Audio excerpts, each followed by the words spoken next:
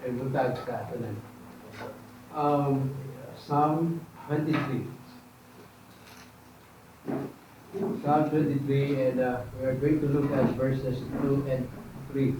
Psalm 23, verses 2 and 3. And I'm going to preach about the Lord as a shepherd.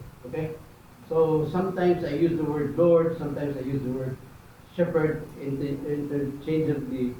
Pero mauna na akong ginapasok. Okay? The Lord as a shepherd. Let me read this to you. He makes me to lie down in green pastures. He leads me beside quiet waters. He restores my soul. He guides me in the paths of righteousness for His name's sake. Praise the Lord. Father in heaven, thank you, and may you be glorified, sa among pagsimba together. And especially, Lord, sa magatanaw kami sa imong balaan nga pulong, karon nga buntag ito magapanalangin ini sa among mga kinabuhi.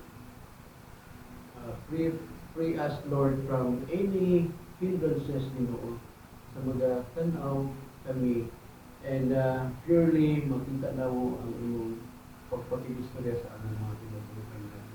Gamitan nimong pulong nga makahatag kining encouragement and makahatag kining comfort sa among mga kinabuhi, especially being a Christian. Bless us, and again, may you be exalted and glorified na mo pagkaw sa ito. Pinampo sa ngalan ni Jesus. Ang main point yun sa text, kaning duha ka text, is that our spiritual strength and safety could be found in walking with the shepherd. Our spiritual strength and safety could be found only in walking with the shepherd, with the Lord. Okay? Now see, David sa verse 2 and 3 is talking about how the Lord gently cared his life personally. How the Lord, unsa siya pag-atiman sa Diyos personally. But the text does not only exclude, dili lang ni nagisgot exclusively sa iya, dili lang ni apply sa iya personally, but also applicable to every believer. For those who have relationship with God. Gitanaw na ito Sunday ang ilang relationship with the Lord. And David meditates sa iyang personal na kinabuhi. Now sa verse 2 and 3 po, makakita ka diya mga naay parallel words nga ginagamit ni Juan. Muna ko sa mga nature sa poet, or even ganit sa Proverbs, sa naa siya mga parallel words, kanang word nga makes, leads, restore, guides. Kada siya nga mga words, nag-point rin na siya about sa care, the Lord's care towards His people. Kana nga mga terms. He makes me, He leads me, He restores, He guides me. All of that, all of these words nga gigamit ni David, mag-point, ma-ascribe na sa character sa usa ka shepherd, the Lord as a shepherd, toward how the Lord take care of His people. So the primary application, and it's more on relationship between the Lord and yourself. Okay? So muna ang one. Now how then, the question, how then the Lord take care of His people? And the way God take care of His people is, number one, to lead the sheep, to lead the believers. He makes me to lie down in green pastures. He leads me beside quiet waters. Ang word nga leads ang meaning niya is to bring into place. To bring into a place Meaning, in this verse implies that the Lord Yahweh, the Lord as a shepherd, walks with the sheep. He walks with them. Ha? Consider ni David yung shepherd sa mga sheep. Pero ang shepherd, usually, hindi lang nausahan niya sheep. Dagan. So, ang lead, nag-emphasize na of walking with them. Whether na may panahon nga ang shepherd mag-unas niya sa sheep. That's leading. Paano na ako? Na may time nga magpaluyo siya. Siguro na may time nga ako. So regardless, kung asa siya na asa siya, the truth is that the Lord, one way God take care of his people is he will walk with them. He walk with them. And then, usa sa mga interesting usa sa mga characteristics of sheep is that sheep have no sense of direction. Ang mga sheep diay, wala sila sense of direction. Di sila, in other words, wala sila mapa, wala sila, they will go anywhere. Makita nila nga muna nga kung walay shepherd, delikado kayo ang sheep. Maadto sila sa dangerous nga mga place. So, muning usa sa mga characteristic. So, it makes sense to say that the reason why it is necessary for the Lord to lead his sheep, for them to give direction. And I was saying, ginatagan niya divine direction. To direct, to lead his sheep, the sheep. And muli, isa sa mga common na mga question sa tao, where am I going? What am I doing? Even Christian asking a question like this, diba? Patingin kayo ko, ano naman it seems na life was no point. Even Kristiyano na, question, no excitement, no direction, no focus, no goal sa kinabuhi.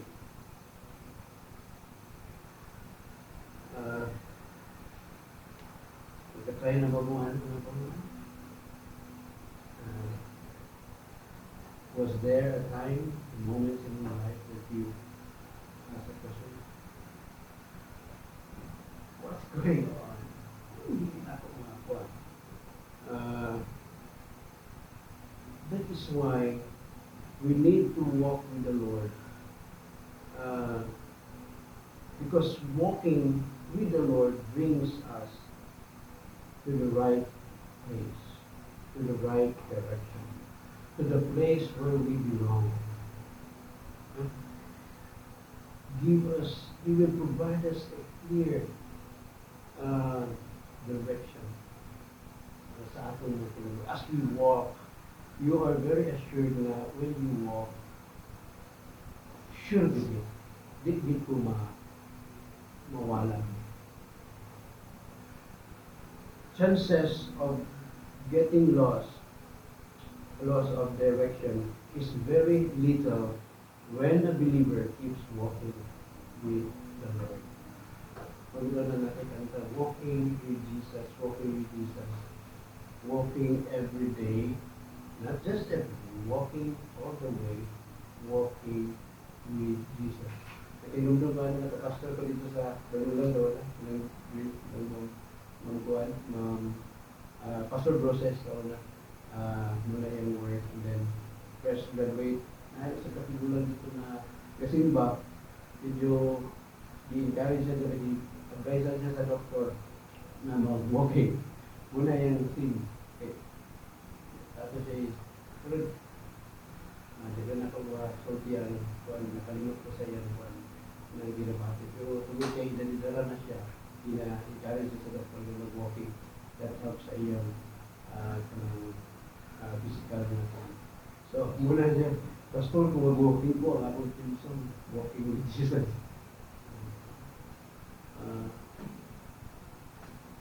So, nga na nga, it's necessary to walk with them.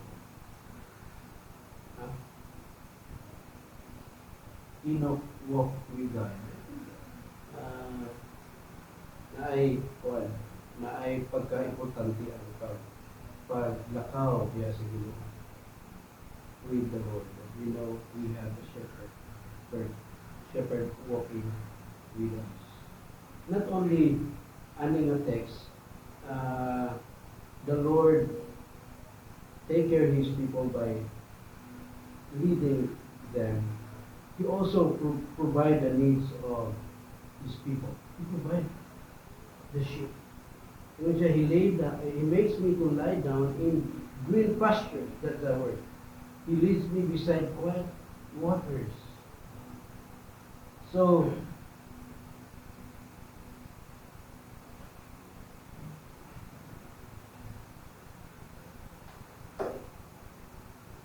now, ang shepherd, wala lang siya kabalo sa atong need. Wala lang siya kabalo. Dili lang wala siya kabalo. Dili lang nga nakabalo siya sa need sa iyang sheep. Okay? Kabalo gid na siya exactly kung unsa ang pagkaon nila. Kung unsa ang dapat sa ila. Wala lang. Iya pag yung gi-provide. Iya pag yung gilid siya dito. Wala lang nga, ang kinahanglan sa sheep, muli. Wala na siya yung gi-provide pa yun niya. Okay?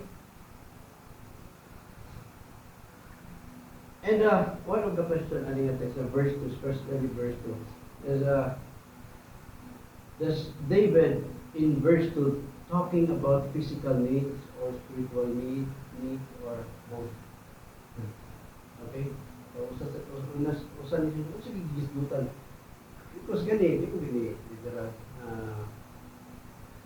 gamit naman yung imagery sa relationship between the shepherd and the sheep. But the real thing is that tungod kay Juan, first sa verse 1, murag mo na ang akong argument. Because I would say na this is more on spiritual need sa sheep. Okay? This is more on, because he started statements of verse 1 about their relationship. Okay? There is a relationship going on with the Lord and God. So that's people. David mentioned the word soul in verse 3. He restores my soul. That's spiritual aspect sa believer. Muna ko sa mga hymn. Now, ang physical needs, na belong mo siya sa category sa common grace o physical need. Not a verse, what you sow, you reap. Okay? You work, you earn. Although na ay mga kuan, bisag wala ka nagtrabaho, na mo po ito surprise kayo ko gahapon. Ako igagaw. Ay gagaw pagmangkon ay pero magulang pa sa ako, pero pagmangkon ako. Ayo, yan gahapon. Nangita rin sa ako. Ay gagaw. And then paano to? Kanang Christian ito. Bakit? Nangita siya. Nakita mo. Bigay na pag-usimba. Pero at least kabalo siya sa Christian. Pag dalagon, timing nga bakit may, pero kay gatagan siya ka ng mga panalangin ikan sa ilang kuan, sa ilang kumpanya. I-share niya sa mo. Wala pinag-work, wala pinag-expect. I-provide na niya sige. Na mga case pero normative, ang pag-provide sa Ginoo sa atin is we have to work. Okay? Ang norm sa Ginoo, you have to work. Kung dili ka mag-work, dili ka makakaon. Ha? Bisan ganit din mag-work, makakaon pa ganit. Kuha na lang na. So, una yung isa sa mga kuhan. So, based on nga mga facts, there's a higher possibility that David is referring to the spiritual needs of the believer. His need. When he said, he makes me to lie down with you, pastors, beside the still water. That is about his speaking about his soul, the need of his spiritual life. Huh? Dili naman ang ating physical na spiritual food. So if this is correct, then there are two basic spiritual needs sa believers. He mentioned it today. Of course, spiritual nourishment, grass and water. Kung saan man nag-represent. About what? Kung saan may pagkaon nato sa tugalan. Huh? God's word. This is our daily diet. This is our daily bread. Thank God na makakaon magyapon ta. Oh? Daily bread. 1 Corinthians 10:3. In the personal level,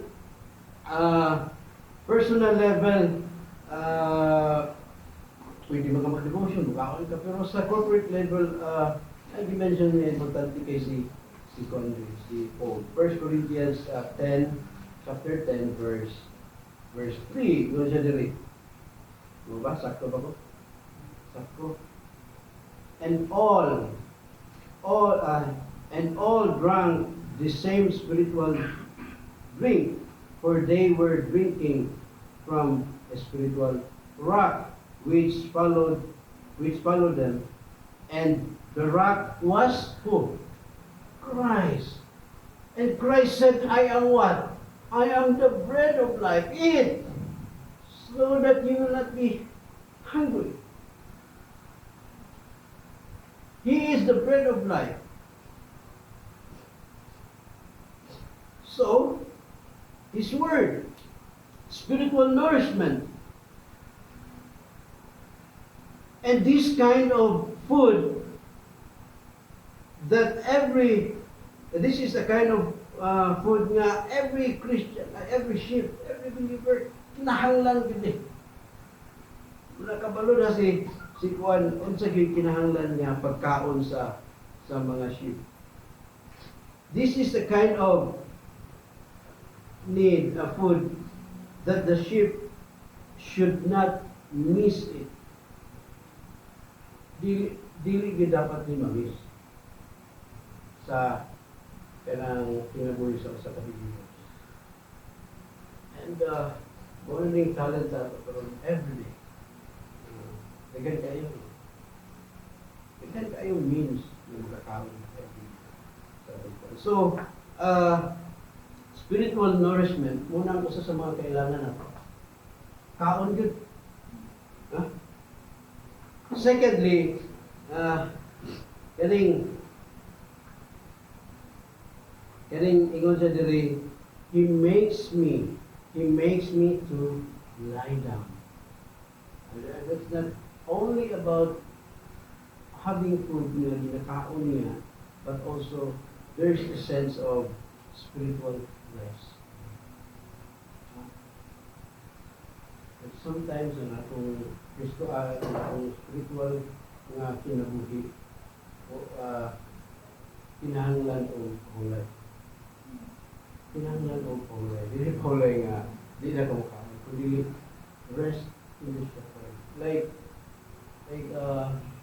whatever happened, I can rely and rest sa one. A sheep needs rest. So, as believers,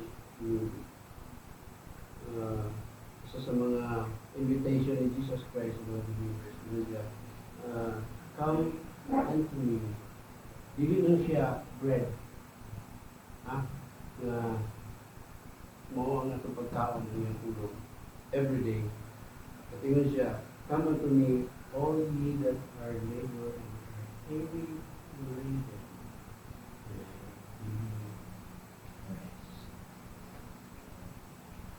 Kataon ba?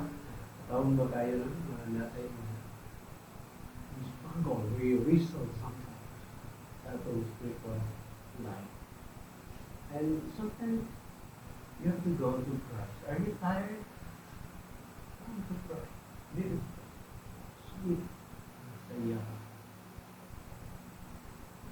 Yun ang isa sa mga wala tayo na ito na-practice as believers. Have time sa iyo. Rest with you. Okay, grabe ang responsibilities sa shepherd. The Lord as a shepherd sa iyang mga leading and providing the needs spiritually. Number 3 there is he restores. He restored my soul. The shepherd, the way God take care of his sheep is that to restore, strengthen the sheep. The word restore meaning to turn back, to return, to restore. Understandable mo na. Siguro kaya i-restore ba? Na ay restoration sa imong and then interesting nga part is that because ang word nga restore when David pen comes after spiritual nourishment and rest. Sa panahon nga nakakaon ka na and you rest, and then now you are ready. You are refreshed, renewed. Your inner part, your spiritual, being strengthened. It makes sense, very logical. No spiritual food would be no spiritual restoration. Ang point is that kung wala yung kagakain, Philippine, mag-iso dito. Ihatag mo sa shepherd. So, tugod kay na-restore man. Ingon si David, he restores my soul. Bukod pa sa bukod, nakakaon na siya. Bukod pa sa bukod, nakarest na siya. Ito. Hindi naman nasa itong physical. Aming trabaho, kaya yung mo, kaya yung problema. Paulay ka rin. Nagkaon, nagtarong ka ng kanang kuwan din ng pagkaon ha. Hindi na naman. Kapag yung kuwan ba? Kinahanglan yung anak na kaon. Paulay. Later on. Kabalik. Meron kuwan kayo.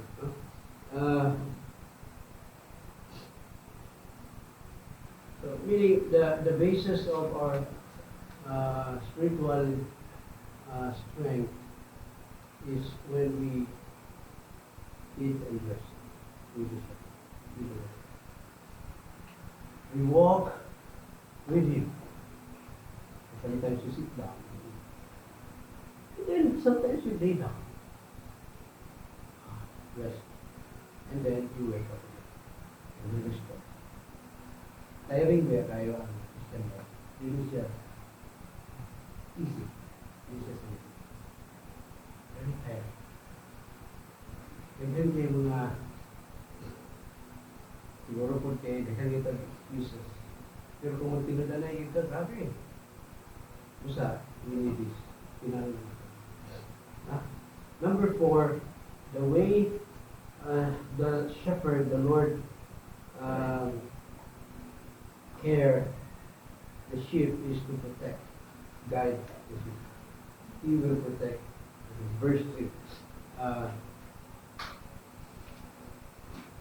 Psalm 23, verse 3. He restores my soul. He guides me in the path of righteousness for His name's sake. Now, klaro man niya na ang purpose sa Ginoo sa pag pagka say very clear the purpose why the Lord protect or provide protection, to safeguard towards the believers, uh, to guide them, to to to protect them from unrighteousness, to put them to the right path of life. He protect, he guide the sheep to protect from any harm. Grabe. For gihimo na niya sa believers.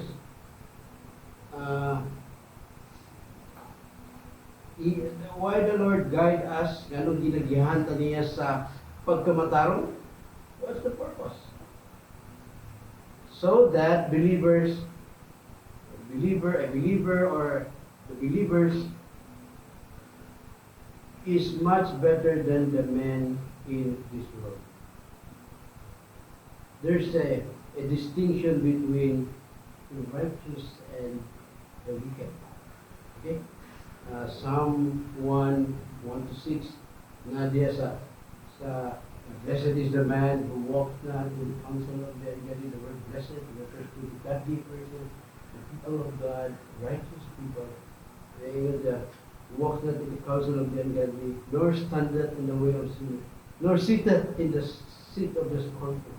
But his delight is in the law of the Lord, and in his law he meditates day and night. So verse 6 is for the Lord knows the way of the righteous.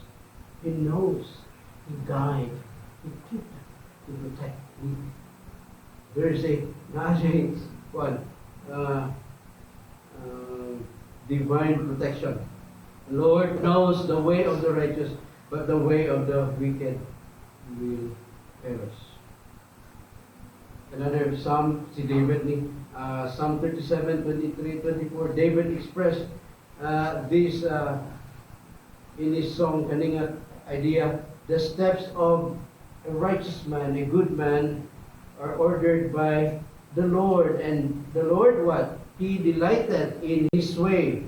Though he fall, he shall not be utterly cast down, for the Lord upholdeth him with his hand. So while the shepherd keeping you, protecting you sa imuha, sa atuang kinabuhi, he is also like, muna nga ingon siya, ihimo niya. Not for you, for yourself, i-boast na ito na I am now somebody because I am walking in the right way. No. Ingon siya dali, for his name's sake. It's not your sanctification, your walk with the Lord. It's not only for your benefits, but for his glory.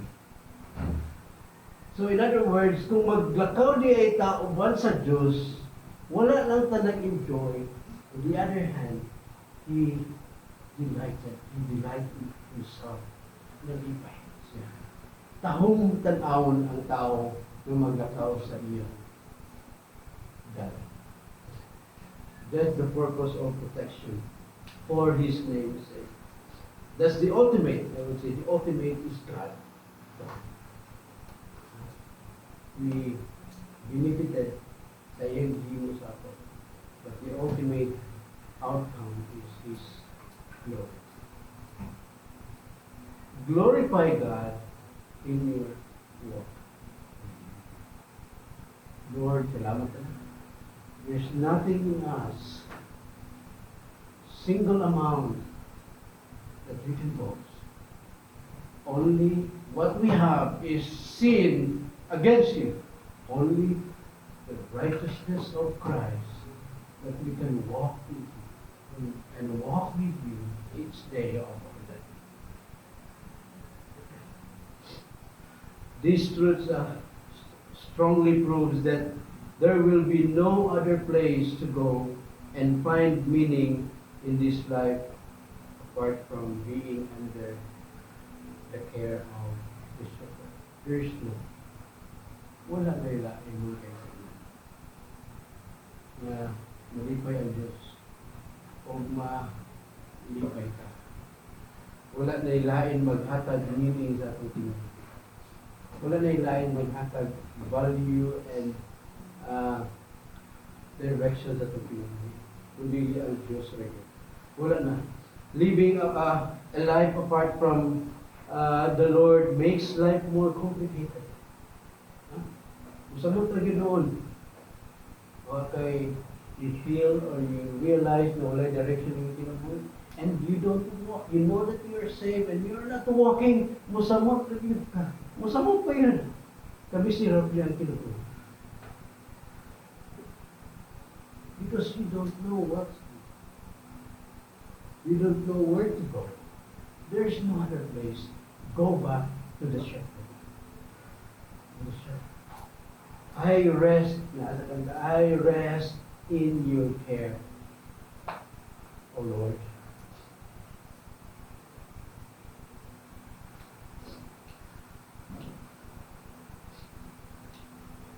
This does not mean that you cannot live a life.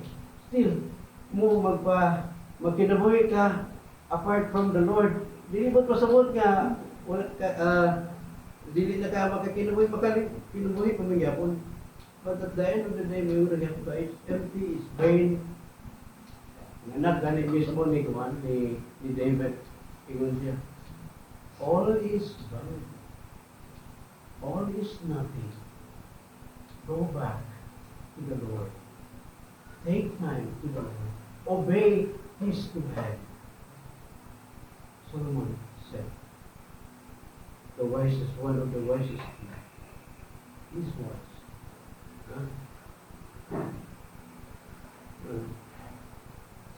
But kabalo ka mo nga, even though ang sheep, he has had no sense of direction, diba? The sheep, even though wala siya sense of direction by his own, but the sheep knows how to listen.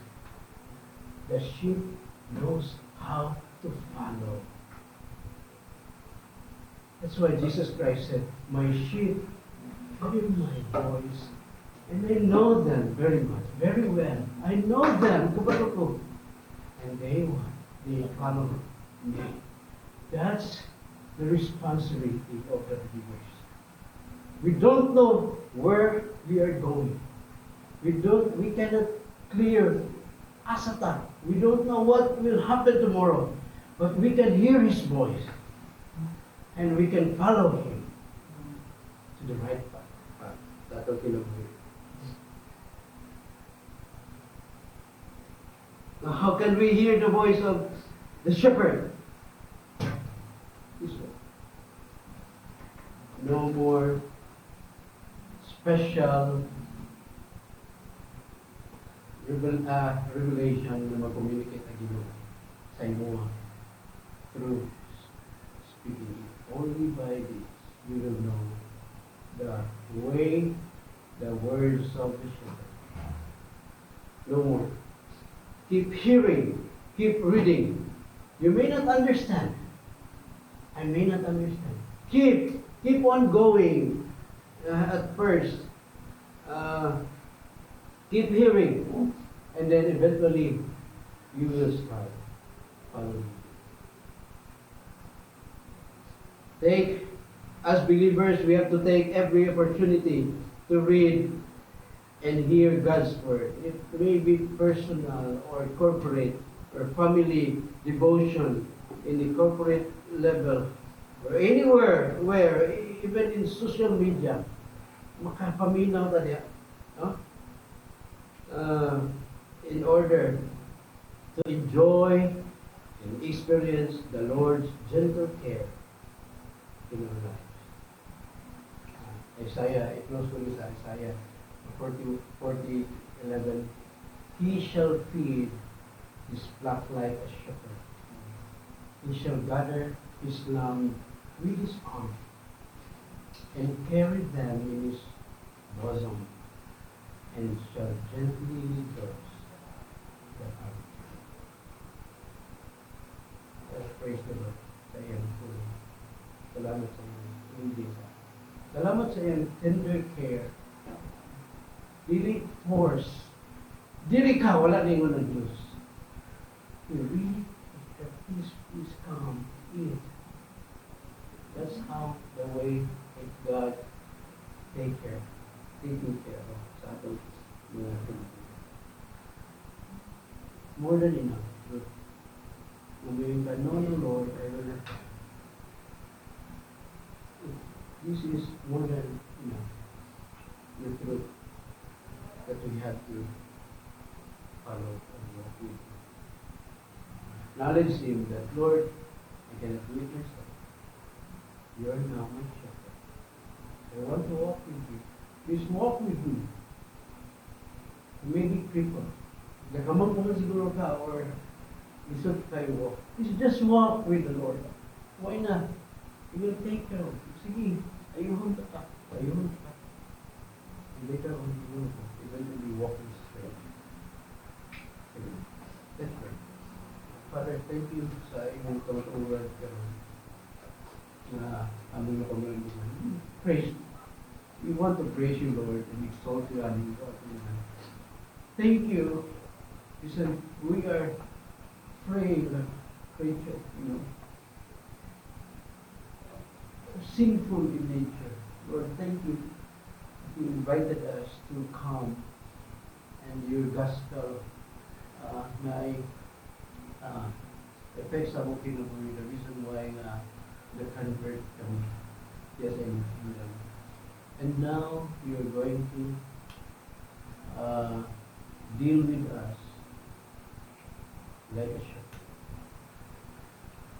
Lord, may we also obey and keep hearing your voice. Because one thing for sure, the best life in this world is not to acquire money and save a lot of money in bank or any. The best life in this world is to hear the words and follow you. Thank you so much for the opportunity that we can follow you. Give it to your time, we thank you. In Jesus' name. Thank you.